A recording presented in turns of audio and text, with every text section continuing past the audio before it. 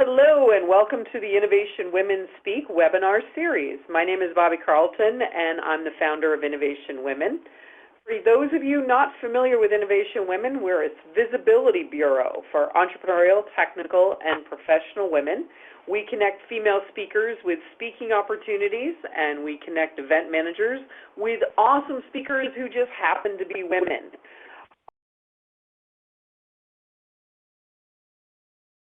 All stale panels you see so often at industry events.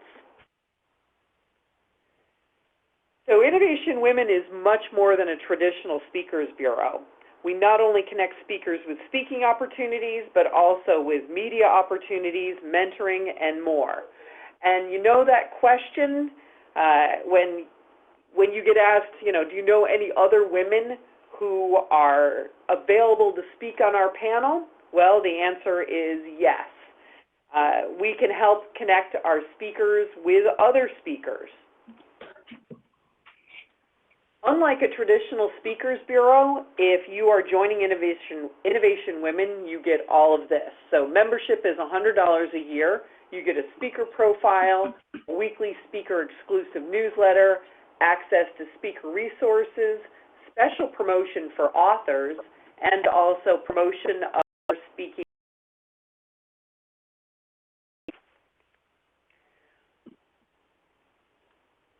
We recently added event managers can now post their own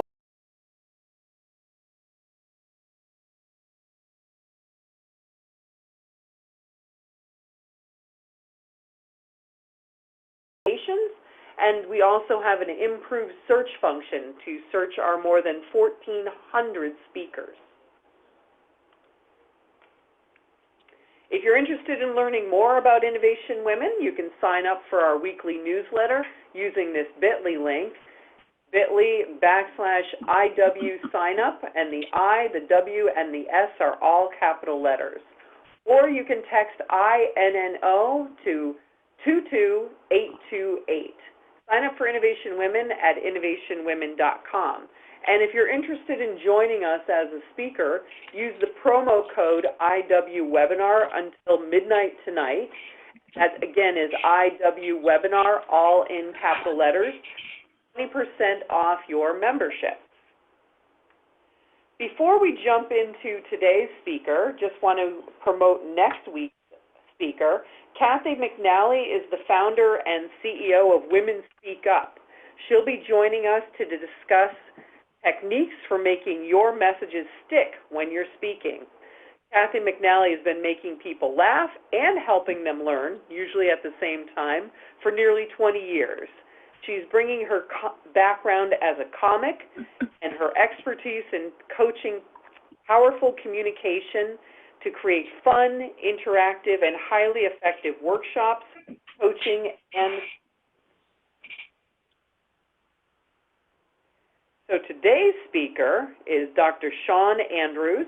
She's a keynote speaker, an organizational consultant, business school professor, and best-selling author. She has research expertise in the area of leadership, emotional intelligence, gender, unconscious bias, and diversity and inclusion. She is currently years to leadership, gender-specific emotional intelligence, and gender culture differences. Shawn explains how each one of these show up every day in the workplace, how they affect perception and promotion, and provides recommendations for individuals to improve career enhancement and advancement, and for organizations to enhance diversity and inclusion. Now, before we get started, this is an annotated version of your screen. Below the video viewing area, there are some tabs. The default tab is for Ask a Question. You can type in a question at any point during the program. The Attachments tab is where you'll see documents, links from our speaker, and the link to sign up for our next webinar. You can download the attachments at any time. The tab called Rate This helps us determine what you like. We read all the feedback. You have the ability to enlarge your screen to view it in full screen mode. on the help button at the bottom of the screen. So now on to today's presentation. Shawn, I'm going to let you take it from here. Okay, thank you, Bobby, and thank you to Mary Beth and to be here on the Bright Talk platform. Presenting this as this is probably my favorite topic. It is actually my signature presentation, and it's based on my research and book, which actually you see pictured there in the lower left-hand corner. The Power of Perception, Leadership, Emotional Intelligence, and the Gender Divide. So I've titled this talk today, The Gender Tipping Point. And let me just preface by saying we are heading towards a tipping point. We're not quite there yet. And as far as having a tipping point in gender balanced leadership across our global organization, we have quite a ways to go, but we are certainly moving in that direction. So I'll speak a little bit more to that in slides coming up soon. All right. So the reason I titled my my book as well as this presentation, I talk about perception, and the reason for that is when I did my dissertation research, I looked at all the data, I looked at the trends, I looked at leadership, emotional intelligence, and gender separately, but when I put it all together, I was surprised to see that the concepts, what it all boils down to is the reason we don't see more women leading our global businesses has nothing to do with women's skills, competencies, or knowledge. It has everything to do with our perceptions of women as leaders, as workers, even as mothers and wives. And this perception for many women has become reality, and it's extremely powerful. And so it's really about perception when you boil it all down. And it's also about talent. So companies are simply not leveraging the talent that they have inherent in their organization and in their employees.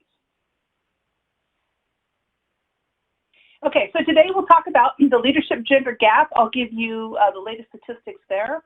We'll talk a bit about emotional intelligence and how with men and women and how that plays into the workplace and perception. We'll talk about the barriers. So really, why don't we see more women leading, and what are the barriers behind that? We'll talk about gender culture, which is a piece that most people are unaware of.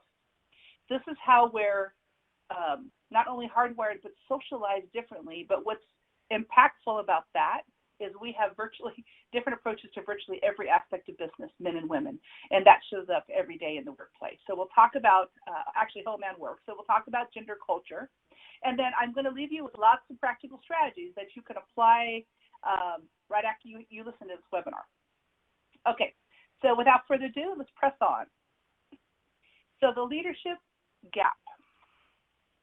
So about 10 years ago, the data around women in the workforce started being published in the mainstream. And like many others, when I first saw the data, I was shocked at the numbers. But I was also intrigued about what was behind it. So that's why I studied this topic. So women currently make up 47% of the total labor force in the U.S. That's all occupations. So it's about 47-53 split between men and women. That number does fluctuate from year to year depending on the economic conditions, but pretty close to parity, pretty close to 50-50 is what we see. So that's pretty normal. That 4% pretty.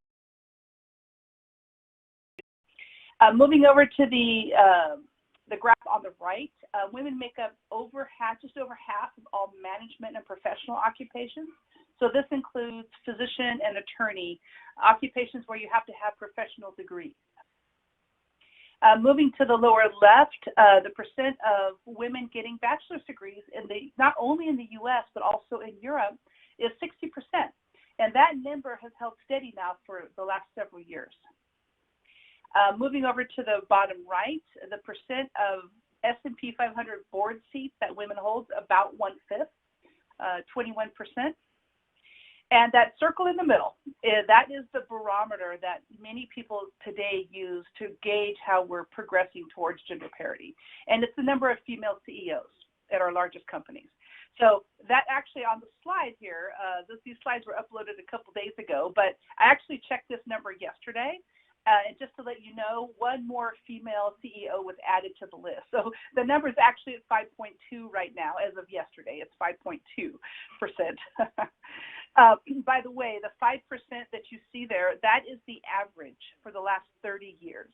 So there are some years where we fluctuate. We go to 5.2, 5.8, even at the highest, 5.6, and then we're down to 4.7, 4.8.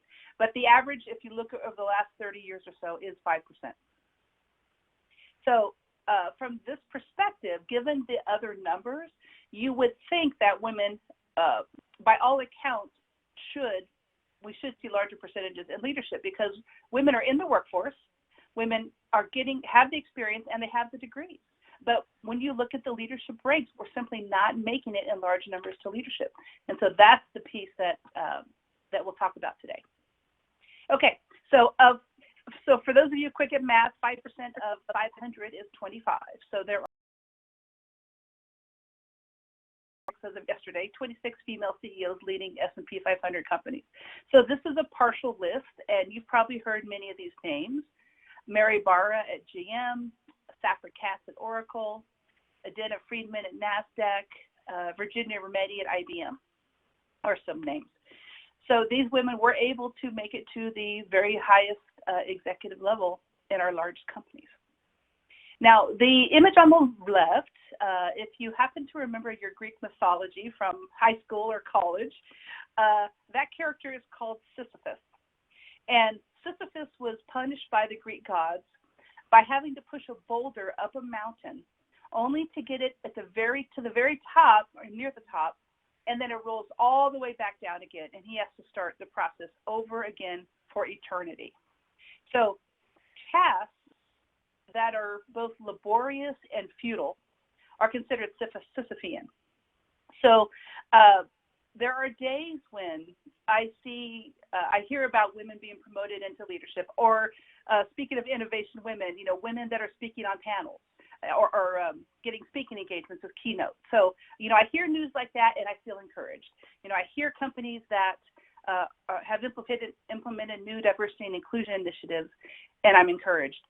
Then I see the statistics and the numbers, and I see that the numbers haven't budged. And it feels like we have to start the process all over again, and that boulder rolls right back down. So I had to, looking at all my data, looking at statistics, I had to really think about this and ask, and not only myself, but, is the collective effort to try and reach gender parity, is it futile? Is it Sisyphean?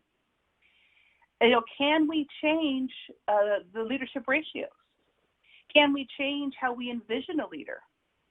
And can we make enough of a difference to actually impact industry? So those are the key questions. And I'm happy to say the answer is yes. We may be doing it one woman at a time, but every woman who advances in her career or happens to step on stage as a keynote speaker is a step up that mountain. Now, just a caveat here, I titled this The Gender Tipping Point, and the reason I did that is because, as I mentioned, we're not quite there, but there's momentum in that direction. So one thing I'd like to say is, regarding gender parity in leadership specifically, parity implies 50-50. It implies equal proportions. We may or may not ever reach gender parity in leadership. And the reason for that is men and women often want different things, and that's okay. But we certainly could do much better than 5%. We have a long ways to go to close the leadership gender gap, but true parity, we may not get there. And I'm going to share with you some reasons why, men and women often do want different things, and that plays into the numbers. Okay, so let's move on. So let's talk a bit about emotional intelligence. So I love this image. You've probably, this is used for many different analogies, this iceberg. Regarding EQ, it's implied that on the top is your IQ, on the bottom is your emotional intelligence, and that's what drives your behaviors. Now, it's true that emotional intelligence does drive your motivations and your behaviors, but what's not true, it's not just under the sea. It's not just below the waterline. EQ is evident every single day in our behaviors. So let's take a look at the formal definition on emotional intelligence. It's a set of emotional and social skills that collectively establish how well we perceive and express ourselves, how we develop and maintain social relationships, how we cope with challenges and make decisions, and how we use all that information to guide our thinking and action. Okay, so first poll question. I have a couple poll questions for you, so audience participation. Which gender do you think is more emotionally intelligent? So we'll go ahead and launch the first poll here.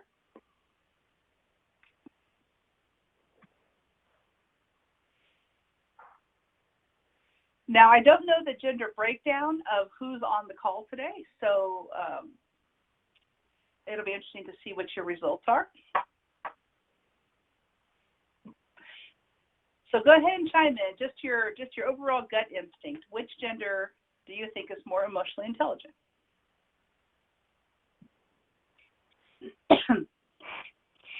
Okay, so looks like we have a few votes. Does anyone else like to chime in on this?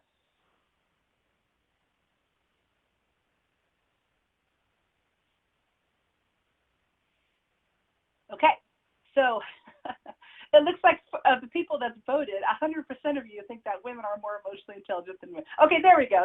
Yes, so we do have some brave men in the audience, or at least some of you who think that men may be more emotionally intelligent.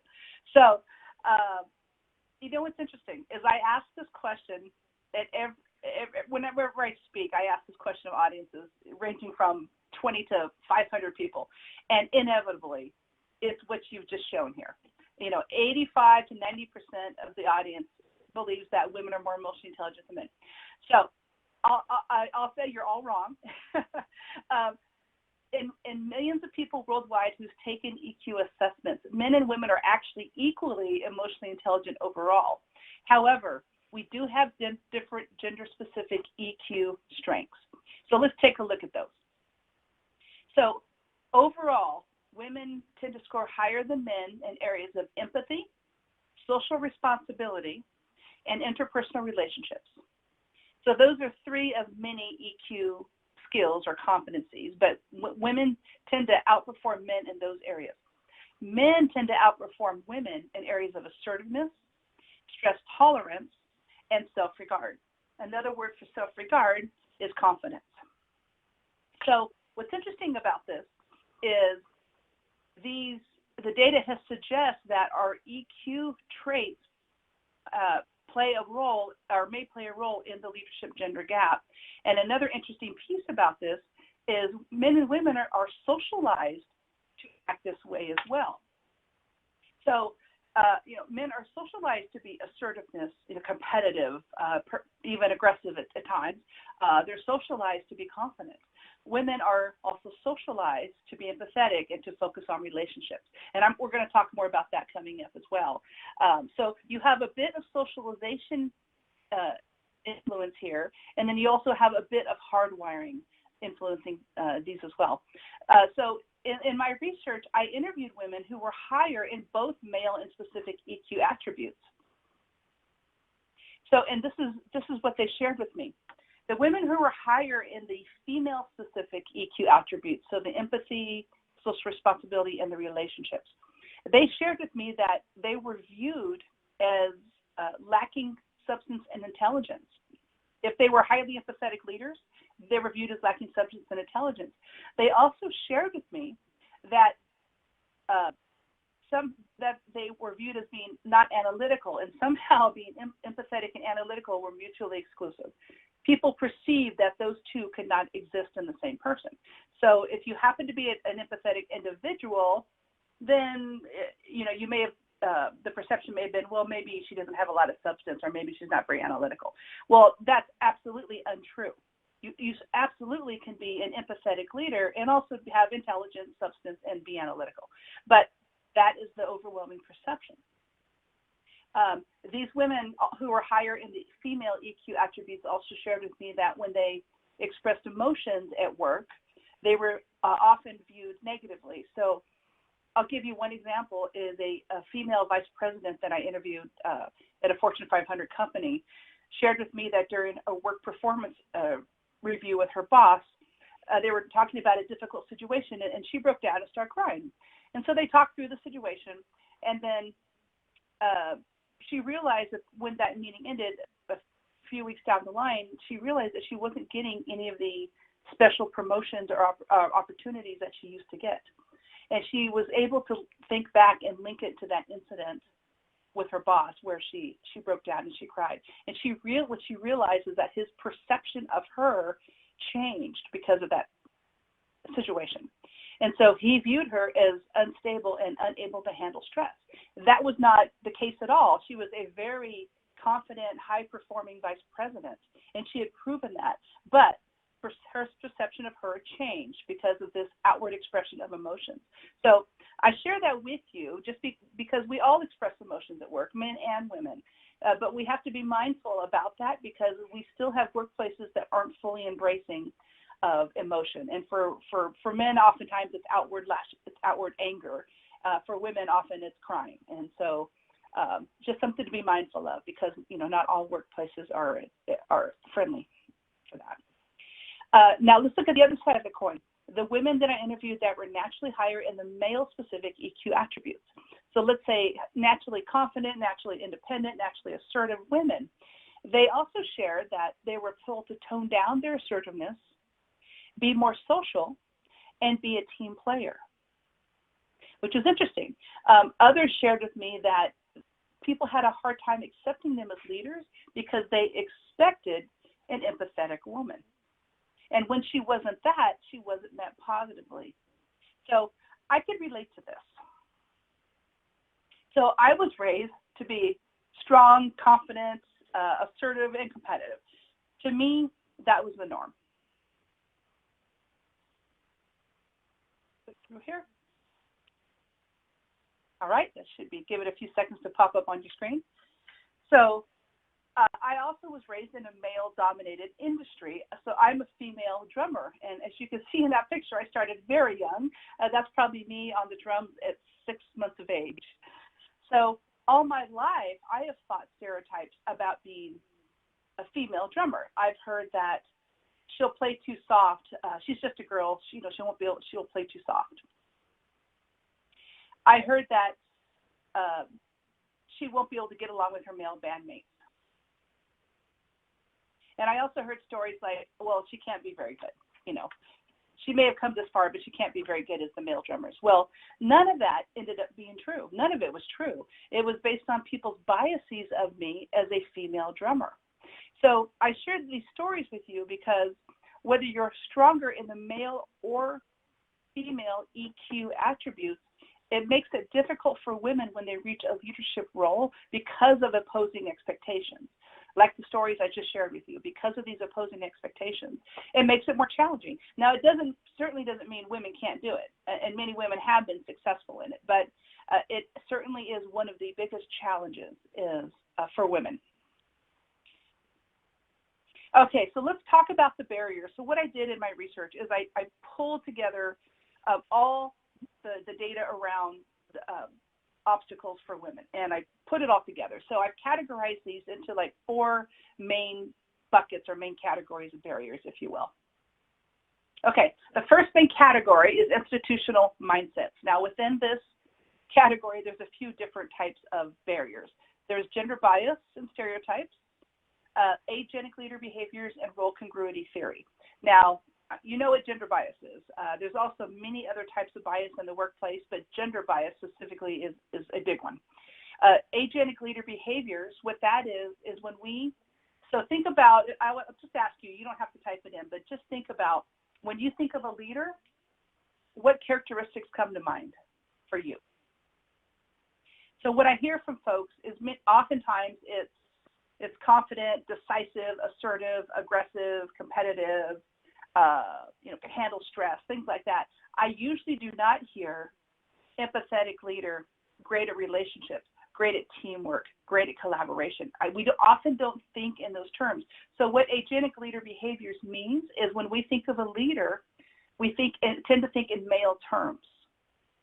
So again, when a woman makes it to a leadership level, she's expected to act like a woman, female traits, nurturing, caring, supportive, but she's also expected to act like a leader, quote unquote, which are generally male traits. So this type of thinking is based on nothing but bias. So we have to challenge ourselves in how we envision a leader.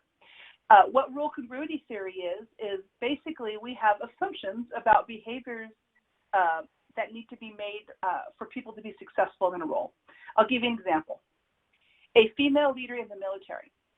So a female leader in the military may be a very effective leader, but she may not be met positively by her troops or her platoon that she leads because she's in a role considered to be incongruent with the female. Let's look at the other side, a male nurse. A man can be a fantastic nurse, but he may not be met positively by his coworkers or by the patients he cares for because he's in a role incongruent with a male. So that's what role congruity theory is. Now, all of these barriers are based on nothing but biases. But again, biases also are powerful and play into our perception. So it doesn't mean you can't be successful if you're in a role or in an industry that's dominated by the opposite gender. It just means you may have to work a little harder because of these biases. Okay, so that's one type of category. Another type of barrier is structural obstacles. So these include lack of access to informal networks. So you could probably think about some informal networks at work. It could be drinks after dinner. It could be drinks or dinner after work. It could be going to a sporting event. It could be taking clients out to play golf. So these informal networks, even today, many women still don't have access to these networks, or else they're just not invited. And so that is a type of barrier still for many women. Lack of female role models, lack of female mentors, and lack of male sponsors. So I'll just touch on these briefly. Of course, we all know the importance of role models. If you look at the top of any organization and you don't see someone who looks like you, it makes it difficult to see a path to success. And so it's critically important that we have female role models for women. But as far as mentors, it's actually good to have a mixed network because you get different perspectives from men and women. But let's talk about sponsorship specifically. So sponsors help you get to your next role. Mentors help you in your current role. So for women in particular, it's really important to have male sponsors for a couple of reasons. One, because most decision-making positions of power today are still held by men. The second reason is optics. Is oftentimes if a man stands up and says, I think Jane should be promoted, Jane is fantastic, that often carries more credibility than if a woman stood up and said the same thing. And again, it's optics. It's not, again, not based in fact, but it's perception, again, is powerful. And so for women, it's important to make sure you have at least one male sponsor advocating on your behalf. So that's structural obstacles. The third type of category of barrier is individual mindsets. So a fair amount of women hold themselves back for different reasons. For some women, it could be lack of assertiveness or lack of confidence, but not every woman. Many of the women that I interviewed and I've spoken to shared with me that when let's say you're in a middle manager level, or perhaps even a director level, when they look at the top and see the long hours and the politics, many women have said that I don't want any part of that because they valued work-life balance more. And so for different reasons, what the data shows is women tend to settle in about the director level or self-select out of the workforce altogether. So it's for these reasons, as I mentioned earlier about gender parity, it's for those reasons that we may not ever reach the true 50-50 parity, but we can get a lot closer, and we should get a lot closer than we are. But many of the women I've talked to often don't want different things as men. But the women who do want to be advanced into leadership should have every opportunity as anyone else. So office housework. This is a type of barrier that I've included in this category. So if you think to yourself, again, you don't have to chat it in, but just think to yourself about what office housework might mean. So it's getting the coffee, it's bringing in the donuts or the bagels, it's taking the notes, it's mentoring the new hire, it's spending extra time after work to help them out. It's a lot of the behind the scenes activities that are critical to keep a company running smoothly, but they often don't get recognized. And here's the other thing: is they're time consuming. So the vast majority of individuals who do office housework activities are women. Women usually get assigned these activities or they volunteer. Now, what you might be asking, why do women do this? Women do this because we want to be helpful, and that's a great trait. But the downside is it takes up your time, and it often doesn't get recognized. So men tend to volunteer for activities that are more visible. So they may join, sit in on optional meetings or join different project teams, which gives them more visibility. And women tend to spend more time on these office housework type activities. So I bring this up because it's something to be aware of. If you are an individual who tends to volunteer for these types of activities, let someone else have a chance. Don't always be the first to raise your hand. My other suggestion for you is, if you're in charge of organizing, let's say the holiday party or the next company meeting or event, don't ask for volunteers, assign people. That way you'll ensure an even gender mix. Okay, so let's take a look at the third barrier is lifestyle choices. So this includes work-life balance, our family choices, and breadwinner caregiver roles. So let's talk about that last one listed there. So what the data clearly shows is that most households today are dual income. If you have two parents, both parents are working, or they're single parent households. So if a woman is the primary breadwinner of her household, she's usually the primary caregiver as well. If a man is the primary breadwinner of his household, he's rarely the primary caregiver. That is a key distinction, and it still holds true even for millennial men and women. So even our youngest generations, women have, if you happen to be the breadwinner, you also tend to have the lion's share of the caregiver roles as well as the household duties, the cooking, cleaning, laundry, the dishes, things like that. So the reality here, and the reason this is another big barrier for women, is as long as women are having the children, and I don't think that's changing anytime soon, we will continue to have this issue. And so it's critically important that couples have candid conversations about breadwinner and caregiver roles. Because what I found many times is that oftentimes couples never even have the conversation. They just assume that the woman is going to be the caregiver, and also she may also be the breadwinner too. So there's lots of great things you can do. I've heard of a lot of great creative ways that couples have worked this out in trading off time to help with this issue. So the reality here is that if we don't have parity at home, we will not have parity in the workplace. So it's critically important that we have those discussions. Okay, so having said all of that, I know I just gave you a lot of information. Having said that, let's open up the second poll. And the poll is, or the question is, have you personally experienced any of these barriers yourself?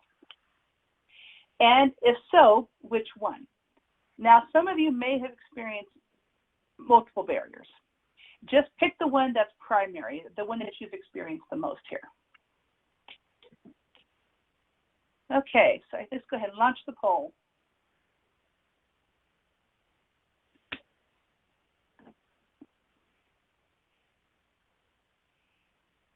So just, again, think about the one that you experienced either the most or the one that's had the most impact on you, if you've had more than one.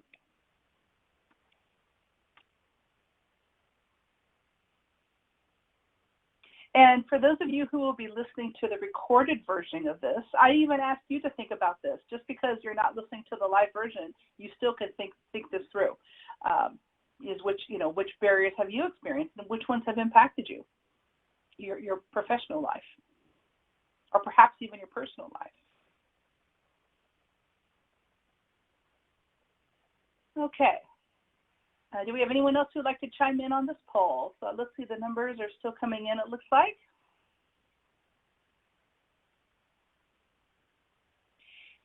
So, you may have heard of these barriers individually. You know, certainly gender bias gets talked about a lot, but some of these other ones, you know, you may have thought of less, how they may have impacted you.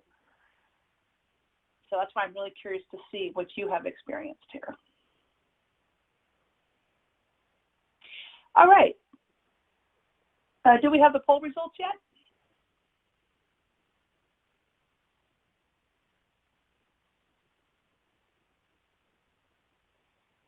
I'm not sure. Do I need to click on anything on my end to get the results up?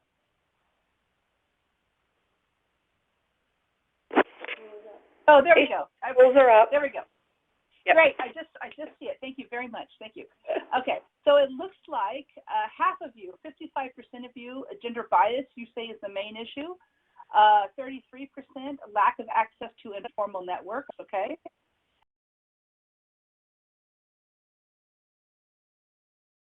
For sharing.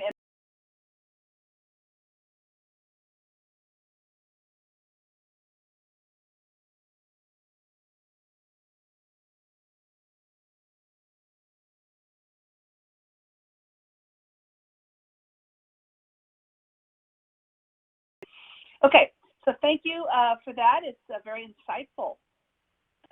Let's go ahead and press on and get to this next section. So gender culture.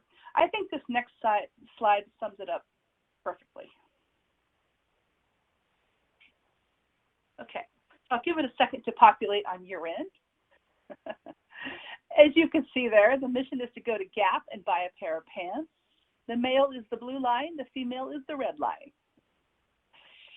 In 6 minutes, $30, man. 3.5 hours later, over $800. The woman meanders around the mall, shopping at most stores, and she's got those same pants. Now, this is just meant to be a whimsical look at gender differences. Let's take a more serious look, though, at how it shows up in the workplace. So, because of how we're socialized and how we're hardwired, we have very different approaches to work, actually to life in general. But this is not about rights and wrongs. It's simply about differences. So we have differences in how we work within an organizational structure, which we'll talk about next, how we conduct meetings, how we network, how we interpret information, how we communicate, work in teams, solve problems, how we take risks, and even how we lead. We have differences, gender differences.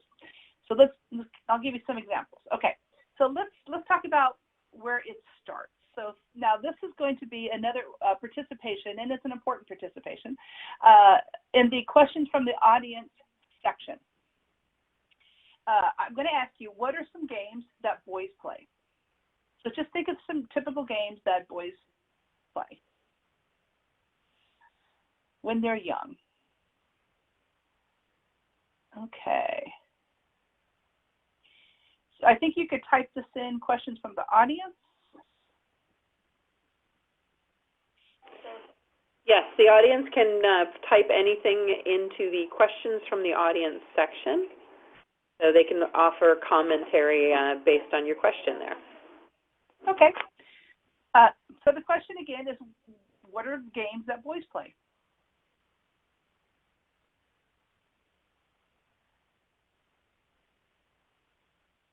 Let's see if oh, Fortnite. Okay, yes. Absolutely.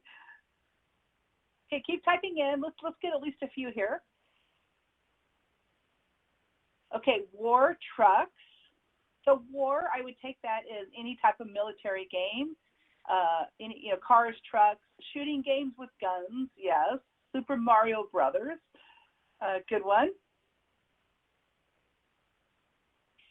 Anything else that's very typical for you as far as games boys play?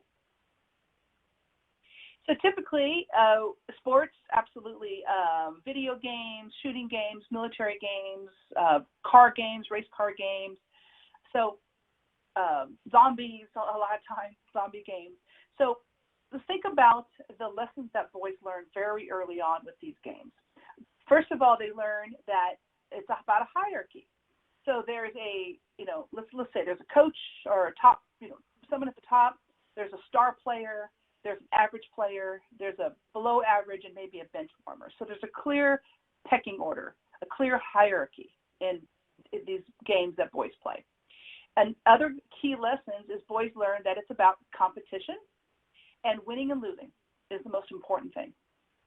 Boys also learn other valuable lessons, that you may have to play with people you don't like, but they're on your team. You got to put up with them, so you have to play with them. Other lessons that boys learn is that when the game's over, you're friends again. So even though they claw each other's eyes out during the game, they happily go for, pizza and Cokes afterwards. So these are very important lessons that boys learn very early and that get reinforced for them as men, and they carry those into the workplace. So let's think about some games girls play. So what are some typical games?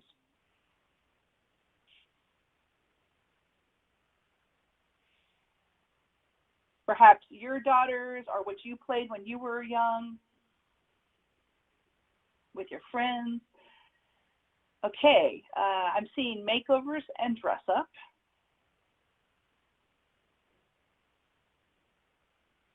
Absolutely. Dress up, it's funny, dress up comes up every single time in every audience I speak to. That is never off the list.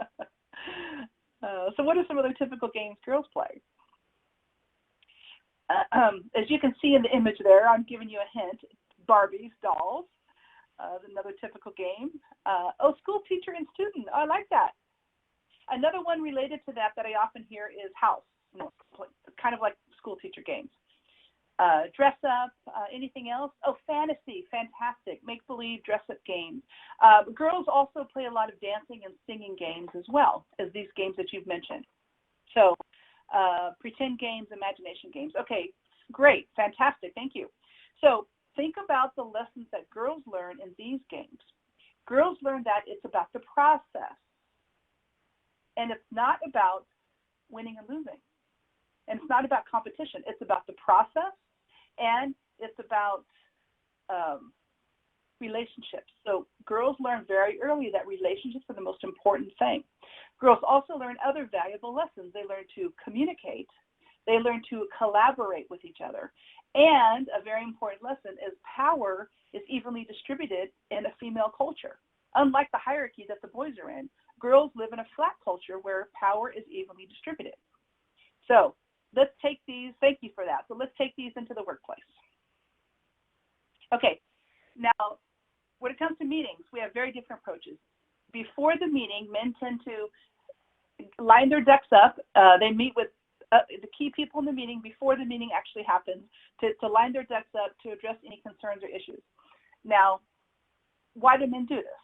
Men are doing this subconsciously because they're trying to maintain their status in the hierarchy and they don't want to be influenced in public. So this plays right into the gender culture they were raised in. Now, great ideas, expecting to dialogue with everyone else. Unbeknownst to her, the meeting's really already happened. So again, it's not about rights and wrongs. It's just about differences. In the female culture, it doesn't make any sense to have a meeting before the meeting. But in the male culture, it makes perfect sense. Another difference is that the meeting itself. Men tend to speak in a declamatory voice. They tend to resist being influenced, and they tend to interrupt others more. Women tend to raise their hands, wait their turn, and smile more. So again, think about perception in a meeting setting. If a man is speaking in a declamatory voice and refusing to be influenced, he's likely going to be viewed as a leader. If a woman is sitting back, raising her hand, waiting for her turn, she might be perceived as, she might not be perceived as a leader. So again, just think about perception. I'll give you some more examples here. When it comes to communication, we have very different approaches. Successes and failures. So when it comes to success, men tend to point inward, giving credit to themselves and saying, hey, I worked really hard, I did it, yay. When it comes to failure, men tend to point outward, blaming external factors. So they may say, I wasn't that into it, or I just didn't, have enough time. Now, when it comes to success and failure for women, it's very different. When it comes to success, women point outward and give credit to their team, or they may credit timing or that they got lucky. When it comes to failure, where do you think women point? Inward. Women often take the blame even if it's not their fault. This is a really key difference, but I think men and women can learn from each other here. Men can learn to give credit more to others, and women can learn more to own their own successes. Okay, when it comes to listening, again, very different. Men tend to have a stoic look on their face, very little expression, and they tend to only nod when they're in agreement with what's being said. A woman, in contrast, nods continuously during the conversation. Now, what she's doing, now remember, women focus on relationships. What she's doing is saying to the speaker, I hear you, keep going. She may not be agreeing with what's being said, though. Now, I could relate to this because I'm a nodder, and I continually nod, and I'm saying, yeah, I got you, keep going, but I may not agree with what they're saying. Now, this is a common area of conflict because if a female happens to have a male boss and they're in a conversation and she's nodding, yeah, got it. 2 hours later, she goes into his office asking about the project and asking a bunch of questions. He may view her as insubordinate because he has perceived that she was in total agreement 2 hours ago when they met. But now she's in his office asking about it. But she's not being insubordinate. In her culture, she's asking questions to try and make it better for everyone. So that, again, is a key communication difference. When it comes to networking, if you happen to work in an office environment, men tend to walk the floor and continually message what they're doing. They're the boss. In sharp contrast, women tend to stay in their offices, working away at their computer, and they hope to be noticed. So again, what's the possible outcome? 3 months down the line, when the hiring manager has an opening on his or her team, who do they think of? The person that's been in their office 6 times, and that's generally the male. Okay, just a quick note, we also have differences when it comes to leadership. There's lots of leadership styles out there, over 30 models, but there's 2 that have shown that gender even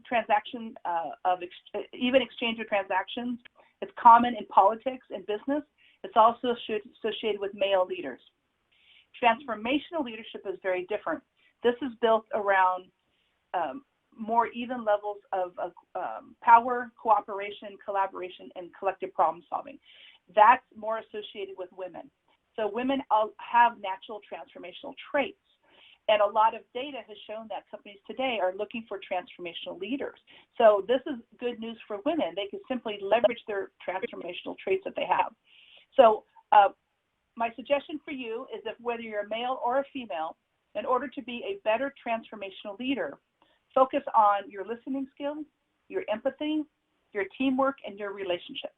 And those can help you. Okay. So what's the take home? Very different perceptions by coworkers and leaders, but these gender culture differences have a very real impact on promotion.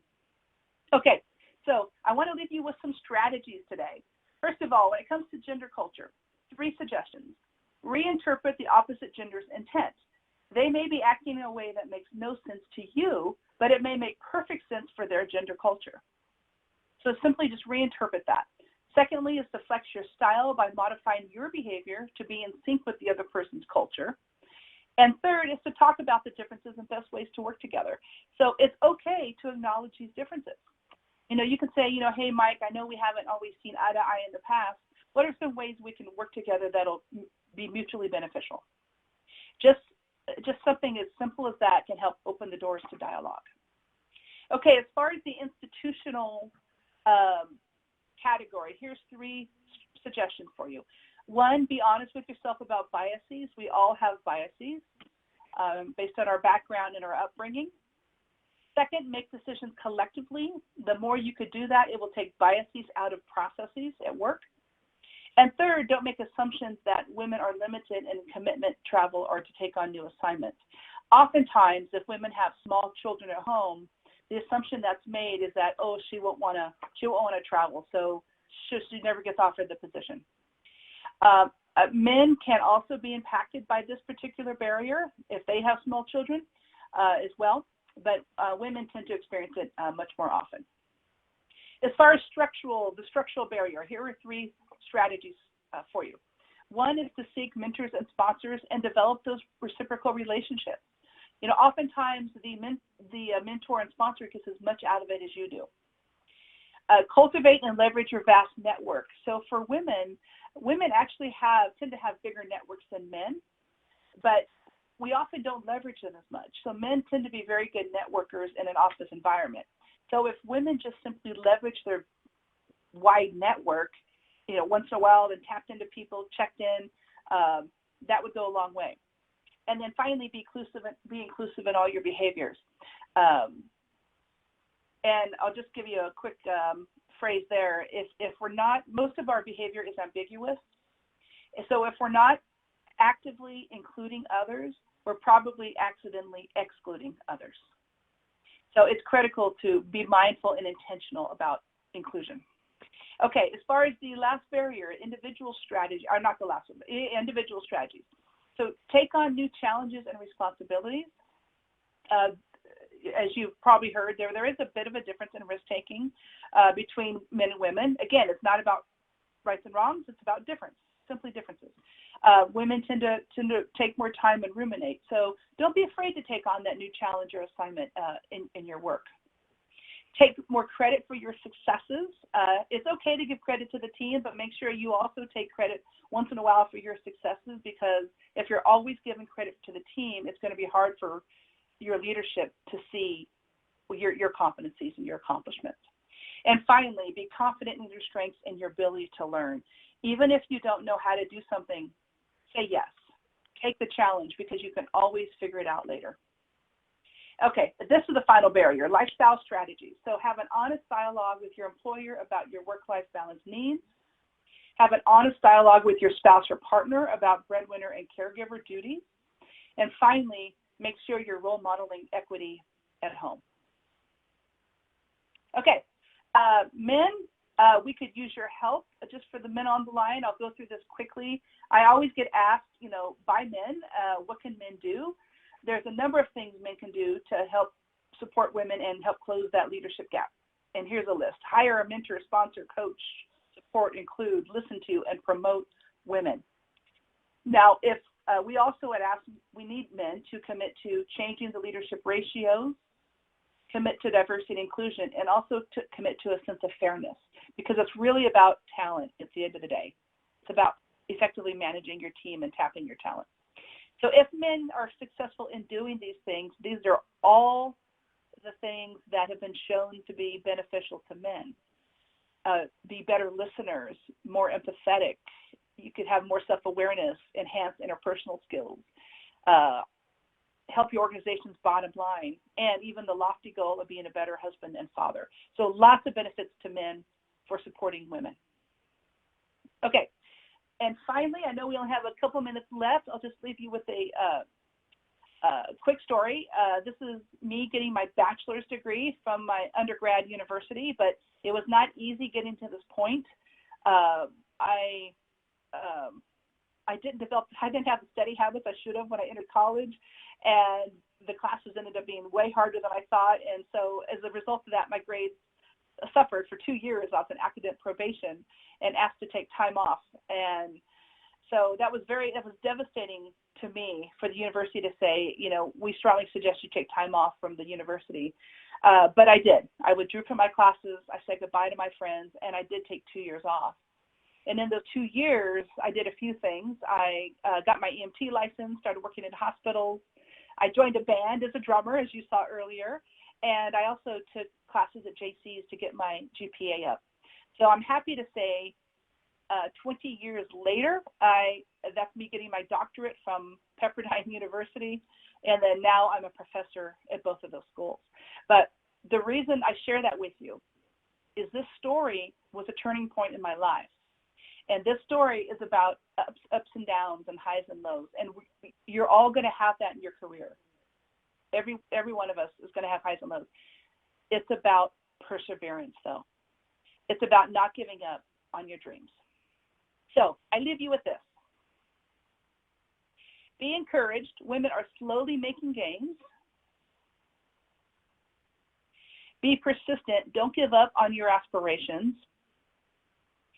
And speak up for what you really care about. So with that, I thank you very much. Thank you for your involvement.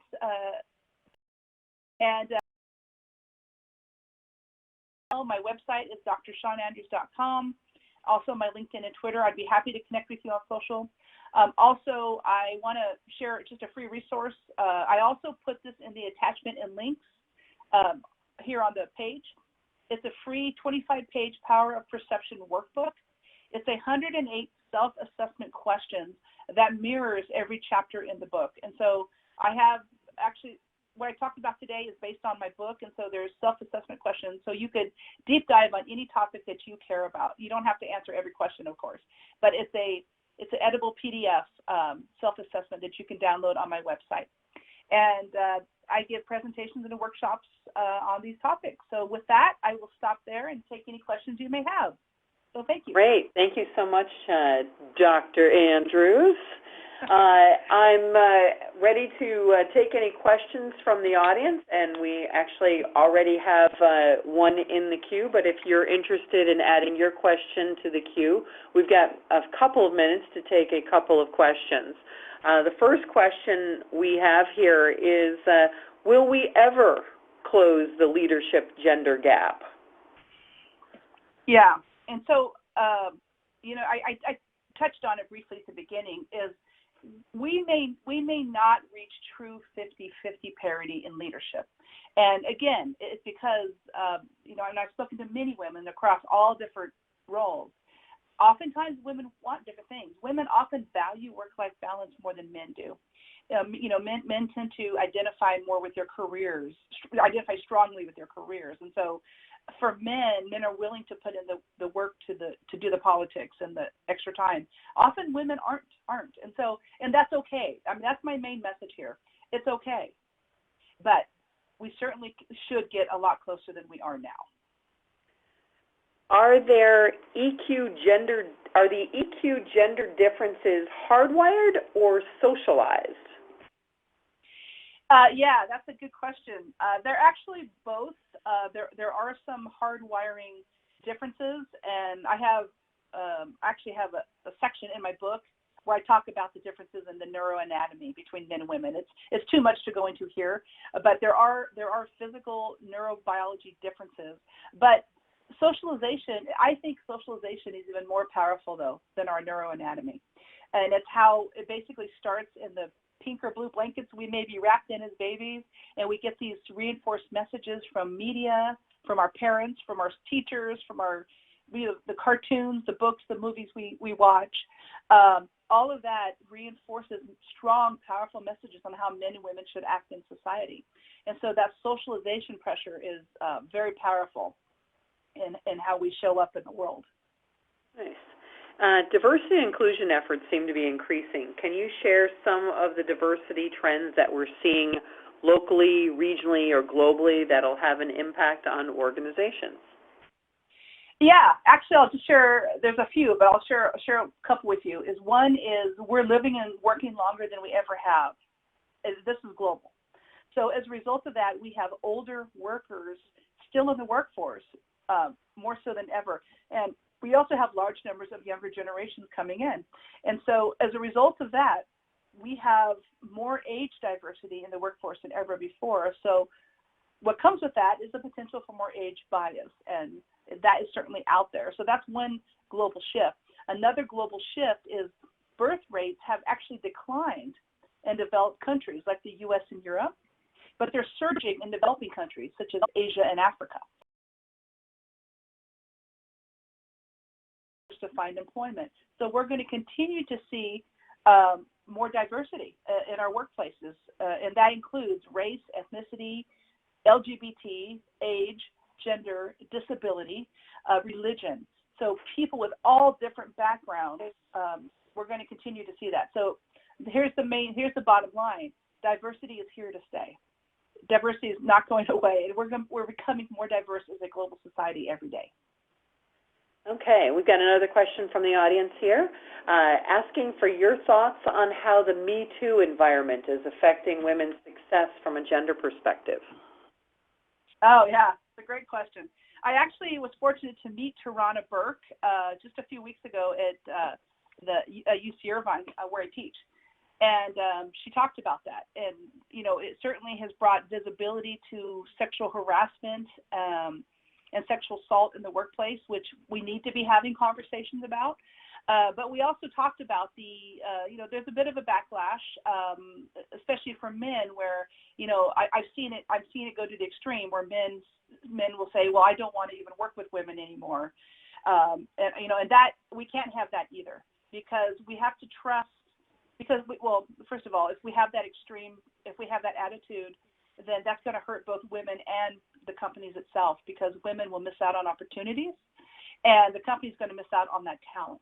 So we need to trust that men and women can work together as professionals, and we can't always be afraid of a hint of a sexual relationship going on. And so we need men and women to continue working together to tap that talent, and not go to either extreme. Okay, I think we've got time for one more question, and I do want to remind our audience that we'd love to get your feedback on this webinar. One more question we have here: with the increase in D&I efforts, why aren't we seeing companies that are more diverse and inclusive? Yes. The reason for that is there absolutely is an increase in D&I efforts, but most companies are not doing it well. The reason for that is they don't know what to do, they're focusing on the wrong issue, or they're only focusing on one piece of the issue. Diversity and inclusion are very different concepts. So what most companies do is they focus only on the diversity piece, is getting people with different backgrounds in the door, but they don't focus on the inclusion piece, which is actually changing the culture. And so you have to be intentional and have a strategy in place for both of those. Okay, so thank you so much for spending a little bit of time with us today, and I'm really pleased with kind of how this came out. I just want to make sure that everyone has Dr. Shawn Andrews' information if they want to touch base with you afterwards. And also, you can still get the attachment. We have it download right on the screen from our webinar. Again, give us some feedback on the presentation, and thank you again for joining the Innovation Women Speaker Series today, Innovation Women Speaks. Have a good day, all.